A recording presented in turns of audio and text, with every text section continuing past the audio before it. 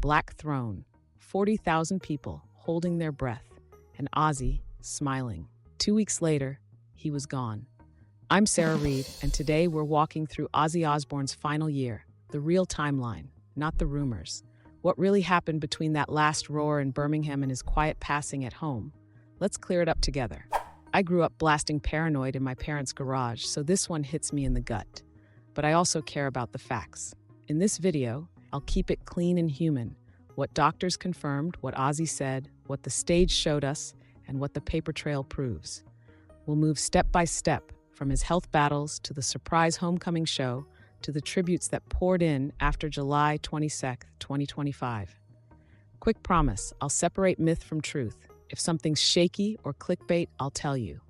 If it's in a death certificate or a major outlet with sourcing, I'll tell you that too. Deal? If you love honest, heartfelt music stories, you're in the right place. This is Golden American Legends, and we're rolling back the curtain on Ozzy's last act. Ready to go back to Birmingham one more time?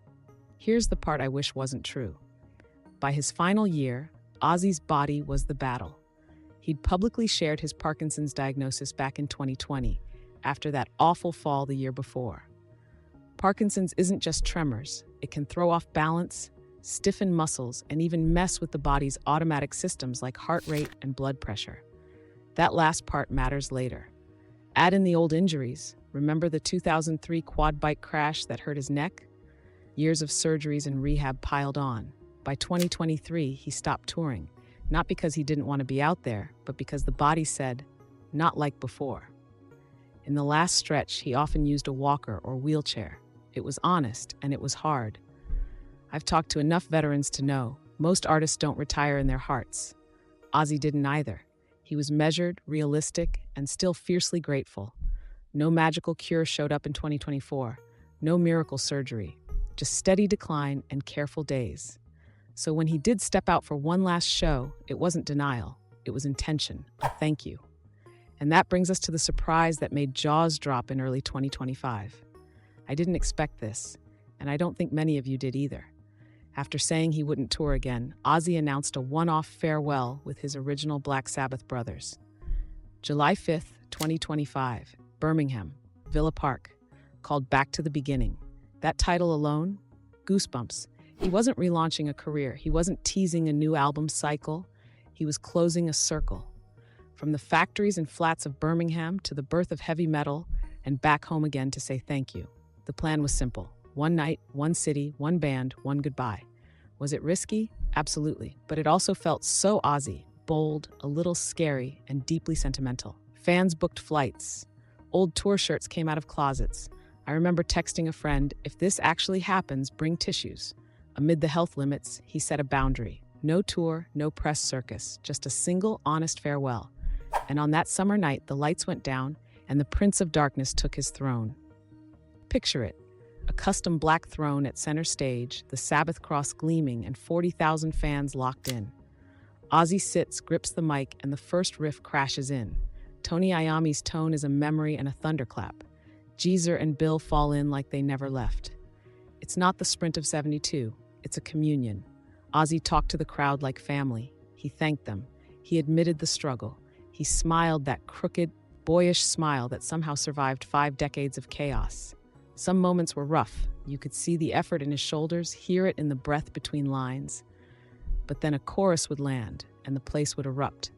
That's the thing about legends. The room sings with them. The set moved through the classics and memories. Less a concert, more a ritual.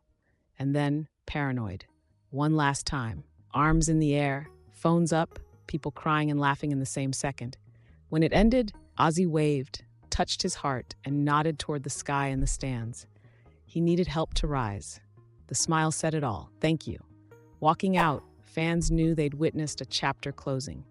I remember thinking, that's how you say goodbye, with honesty and a little thunder. 2 weeks later, the news broke. July 22nd, 2025. Ozzy Osbourne passed away at home, aged 76. The official record is clear, a heart attack. Contributing factors included coronary artery disease and Parkinson's with autonomic dysfunction, the same condition that can disrupt heart rate and blood pressure. No mystery, no foul play. A hard human ending after a very public fight. When the news hit, Birmingham moved first. Fans gathered near Villa Park where they'd just seen him. Flowers, candles, homemade signs taped to brick. Online, tributes rolled in from every corner. Peers, pop stars, metal lifers, and people who'd grown up with the Osbournes on after school. My feed was a river of black tears and gratitude. His family asked for privacy. Respect that. Grief doesn't need a camera. I always tell my students of culture, the facts matter most when emotions run hot. Here, the facts line up.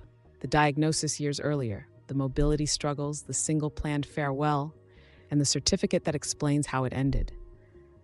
If you were confused by the chatter, this is the clear line.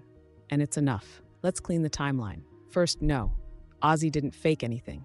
His Parkinson's, his surgeries, his mobility issues, they were documented for years. Family statements and official records back it all up.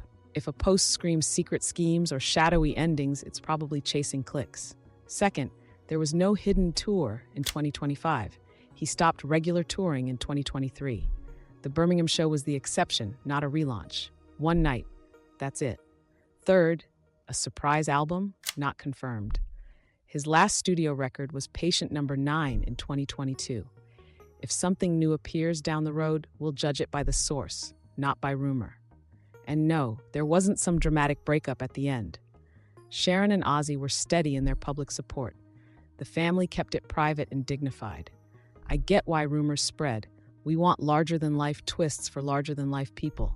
But the truth here is powerful on its own. A man facing hard limits, choosing gratitude and closing the circle in his hometown. That's the story worth keeping. Here's my take. Ozzy taught us that endings can be brave. You don't have to pretend you're 25 to be legendary.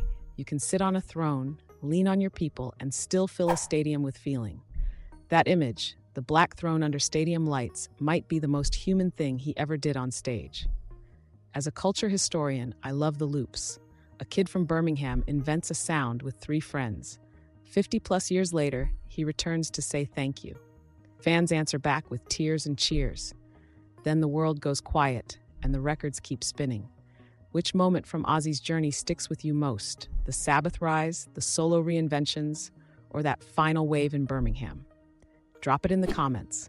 And if this helped you sort fact from noise, hit like so more fans get a clean, true timeline.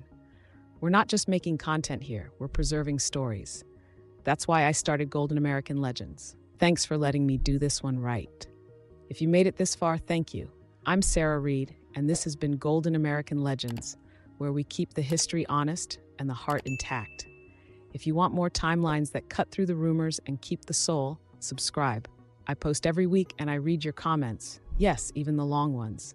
2 quick favors. Tell me your favorite Ozzy track and who we should cover next. Sabbath deep dive? Dolly's crossover era? I'm game. Hug your people tonight. Spin a record loud. And remember, legends don't vanish, they echo. Thanks for watching.